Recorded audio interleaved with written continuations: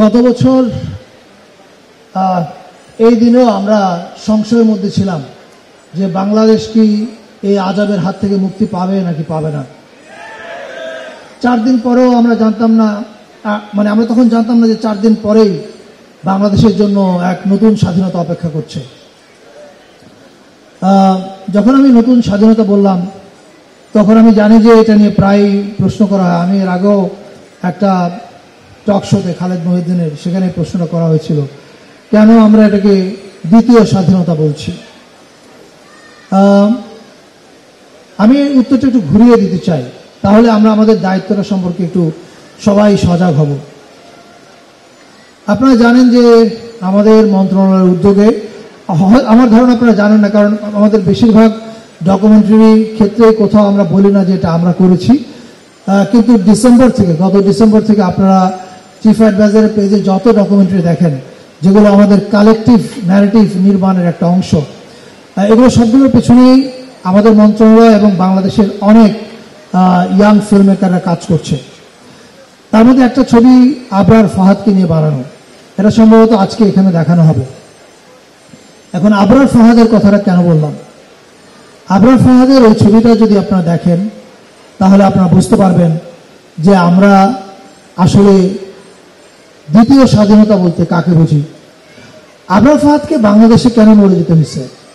আবরার ফাহাদ তো বাংলাদেশের পক্ষে কথা বলছেন, আবরার ফাহাদ বলছেন পানির হিস্সার কথা, আবরার ফাহাদ বলছেন সার্বভৌমত্বের কথা। তো যে লোক বাংলাদেশের পক্ষে কথা বলল তাকে কেন বাংলাদেশের একটা রাজনৈতিক দলের কর্মীরা পিঠে মেরে ফেললো, এবং একটা স্বাধীন দেশে। এবং আবরার ফাহাদ যার সম্পর্কে লিখেছে সে এই দেশের কেউ না, সে আরেক দেশের প্রধানমন্ত্রী। আরেক দেশের প্রধানমন্ত্রীকে সমালোচনা করার অপরাধে বাংলাদেশের ক্ষমতাসীন দলের ছেলেরা তাকে পিটিয়ে মেরে ফেলেছে। And that was our Bangladesh, এটাই ছিল বাংলাদেশ। এবং এই বাংলাদেশকে কি আপনারা স্বাধীন বলতে পারেন? ইম্পসিবল। মানে সার্বভৌমত্ব ছাড়া আপনি একটা দেশের স্বাধীনতা অকার্যকর। আমি মনে করি জুলাই আন্দোলনের অভ্যুত্থানের মধ্য দিয়ে বা বিপ্লবের মধ্য দিয়ে বাংলাদেশ যেটা অর্জন করেছে সেটা হচ্ছে বাংলাদেশ তার সার্বভৌমত্বকে টেক ব্যাক করেছে, যে সার্বভৌমত্ব তার হাত থেকে চলে গেছে। এখন সার্বভৌমত্বকে তো আমরা টেক ব্যাক করলাম, এবং আপনারা খেয়াল করেছেন বোধহয় আমরা দায়িত্ব নেওয়ার পরপরই স্বাধীনতা পদক আবরার ফাহাদের জন্য কোনো পদকই যথেষ্ট না, এটা ফর শিওর। বাট স্টিল আমরা স্বাধীনতা পদকে আবরার ফাহাদকে কেন ভূষিত করেছি, এটাও কিন্তু আমাদের একটা পলিটিক্যাল স্টেটমেন্ট ছিল। And the political statement is Abrar Fahad is the Real vanguard of our মুক্তিযুদ্ধ। আমরা যে বারবার মুক্তিযুদ্ধের পক্ষ এবং বিপক্ষ বলি, এটা বলার সময় ভুলে যায় আসলে পক্ষ শক্তি কে। আবরার ফাহাদ হচ্ছে মুক্তিযুদ্ধের পক্ষ শক্তি, আর যারা আবরার ফাহাদকে মেরে ফেলেছে তারা মুক্তিযুদ্ধের বিপক্ষ শক্তি। ফলে এই যে এখন যে আমি কথাটা বললাম, এটা হচ্ছে রিডিফাইনিং অফ দ্য ন্যারেটিভ।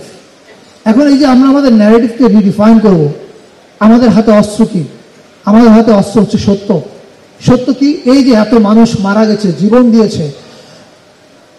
আমি যখন জুলাইয়ের এই অভ্যুত্থান চলছে 36 দিন, তখন হয়তো আপনারা যারা আমাকে ফলো করেন জানেন আমি তখন অসুস্থ ছিলাম, আমার ট্রিটমেন্ট হচ্ছিল জুলাইতে, আমার জানুয়ারিতে একটা ব্রেন স্ট্রোক হয়েছিল। তখন ওই অনলাইনে আমি যতগুলো ফুটেজ দেখতাম এবং প্রতিদিন আমি আমার কথা বলার চেষ্টা করতাম, এবং সেখানে প্রত্যেকটা ছেলে যারা রাস্তায় বেরিয়েছে এরা কোনো দলের না, আপনি দল ভুলে যান। এবং যারা মারা গেছে শহীদ দেখেন, কোনো দলের পরিচয় নয়, স্কুলের ছেলে, কলেজের ছেলে, প্রত্যেকের বুকের মধ্যে আমি দেখতে পেয়েছি একজন করে আবরার ফাহাদ ছিল। সো 16 তারিখে আবু সাইদ যেমন আমাদের ইমাম হয়ে উঠলো, তার আগে আসলে আমাদের ইমাম ছিল আবরার ফাহাদ। ঢালাইয়ের সেরা প্রিমিয়ার সিমেন্ট।